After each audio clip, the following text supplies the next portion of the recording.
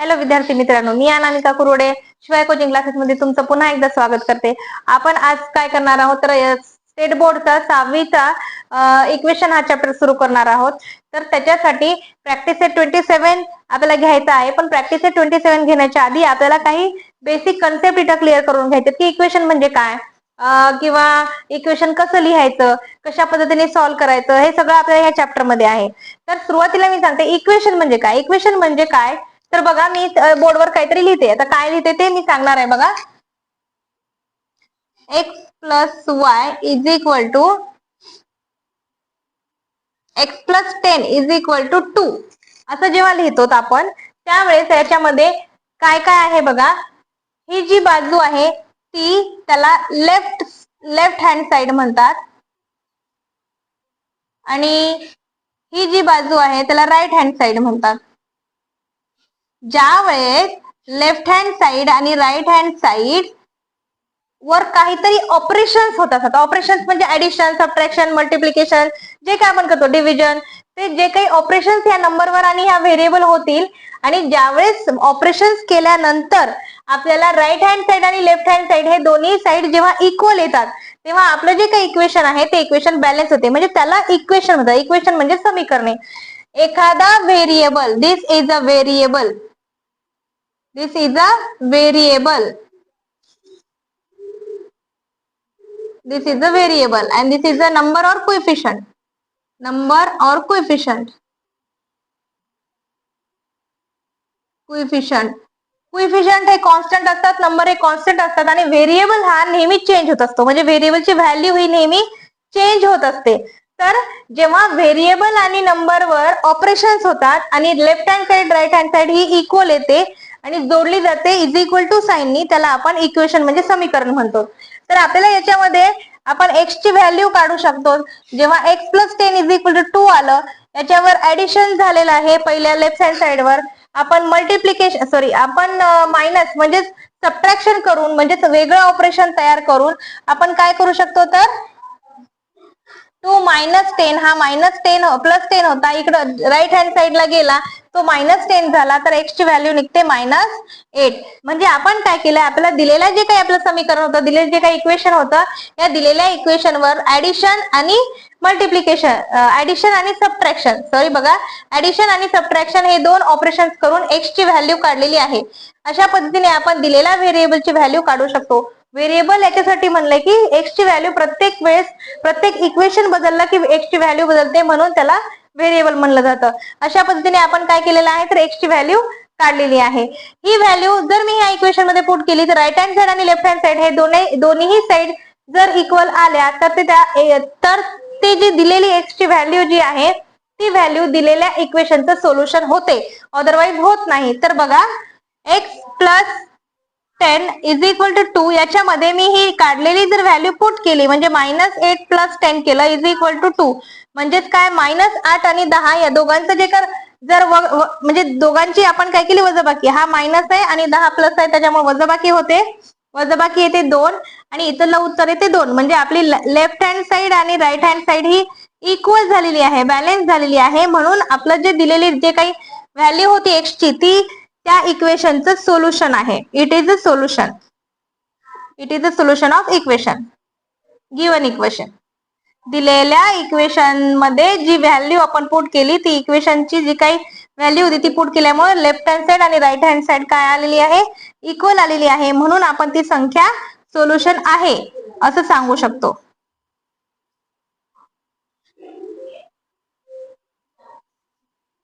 Solution of given equation.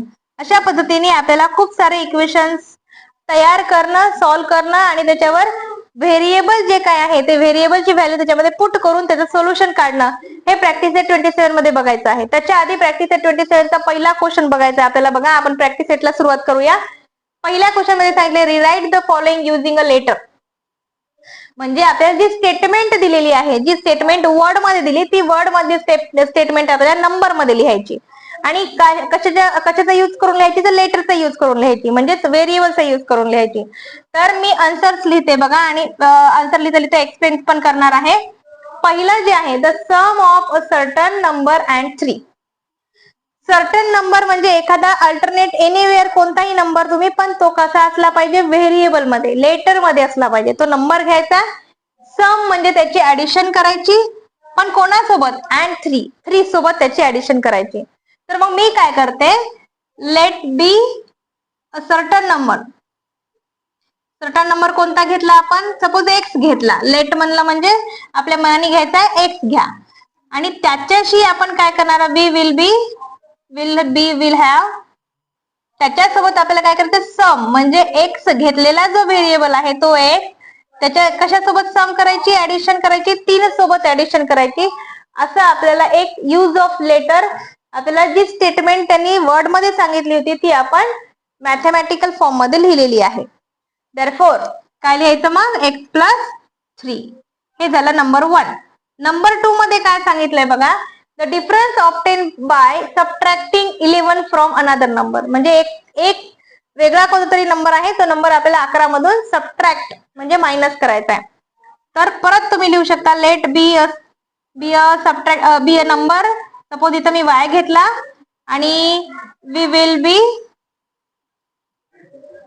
Subtract करायचा म्हणजे आपल्याला 11 मधून तो मायनस करायचा. अशा पद्धतीने काय होणार आहे, आपलं दुसरं स्टेटमेंट इथं सॉल्व्ह झालेलं आहे. 11 मायनस y म्हणजे 11 मायनस 5. जी स्टेटमेंट त्यांनी दिली ती मॅथमॅटिकल फॉर्म मध्ये लिहिण्यात आलेली आहे. नंबर 3 मध्ये विचारलंय, the product of 15 and another number. एक प्रोडक्ट म्हणजे काय, मल्टिप्लिकेशन. एक संख्या घ्यायची, एक व्हेरिएबल यूज करायचा, एक लेटर यूज करायचा आणि त्या लेटर सोबत 15चं मल्टिप्लिकेशन करायचं. प्रोडक्ट म्हणजे मल्टिप्लिकेशन करायचं म्हणजेच काय करायचं बघा, ते इक्वेशन कसं लिहायचं, लेट बी, सपोज मी या ठिकाणी टी घेते.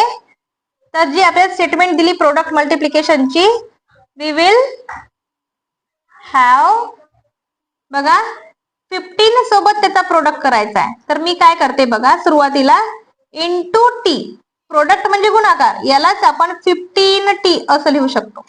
काय लिहू शकतो, 15t असं लिहिता येतं.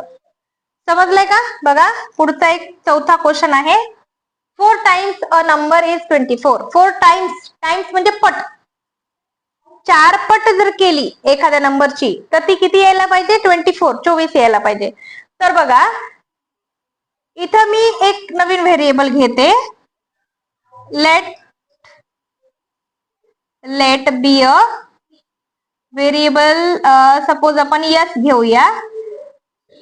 आणि ती जी दिलेली स्टेटमेंट आहे ती कशा पद्धतीने लिहायची, वी विल बी द, बघा कशा पद्धतीने त्यांनी काय सांगितले, 4 टाइम्स म्हणजे 4 ची पट आहे. म्हणजे 4 आपल्याला काय करायचं आहे, 4 इंटू करायचं आहे. पट म्हणलं की तिथं मल्टिप्लिकेशन आलं. 4 into S is equal to किती यायला पाहिजे, 24. मग मी यालाच असं लिहू शकते, 4s इज इक्वल टू 24. अशा पद्धतीने आपण काय केलेलं आहे, तर सगळे जे काही पहिल्या क्वेश्चन मधले 4च्या 4 उदाहरणं होते ते सॉल्व्ह करून घेतलेले आहेत. मी अशी अपेक्षा करते की तुम्हाला छान आणि सोप्या पद्धतीने हे सगळे समजले असतील. ते समजलेत की नाही हे सांगण्यासाठी मी तुम्हाला एक होमवर्क मध्ये क्वेश्चन देणार आहे, तो तुम्ही मला कमेंट मध्ये सॉल्व्ह करून दाखवायचा.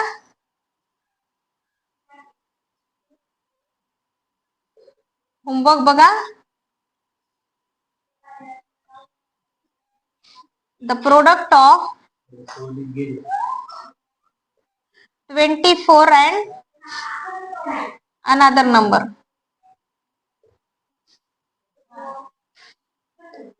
कमेंट मध्ये सांगा उत्तर.